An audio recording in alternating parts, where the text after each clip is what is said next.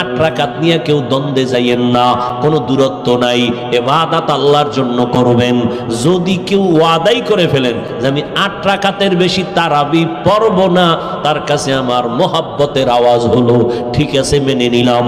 আপনি 8 রাকাতই তারাবি পড়েন, তবে বাকি 12 রাকাতও পড়েন, নফল হিসাবে পড়েন।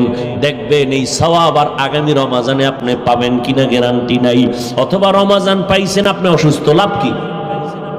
ওই দেখেন না একদল রমজান আইলেই বিপদ, মনে হয় অসুস্থতা বেড়ে যাবে, আছেন এরকম কিছু মানুষ। তারা আমার উদ্দেশ্য হচ্ছে সিয়াম শব্দটা আরবিতে কি অর্থে ব্যবহার হয় দেখেন।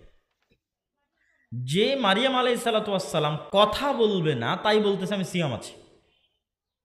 তার মানে সিয়াম মানে শুধু পেটের বিরত থাকা নয়, সিয়াম মানে শুধু লজ্জাস্থানের বিরত থাকা নয়, সিয়াম মানে জিহ্বারও বিরত থাকা, সিয়াম মানে চোখেরও বিরত থাকা, সিয়াম মানে কানেরও বিরত থাকা, সিয়াম মানে হাত পায়েরও বিরত থাকা।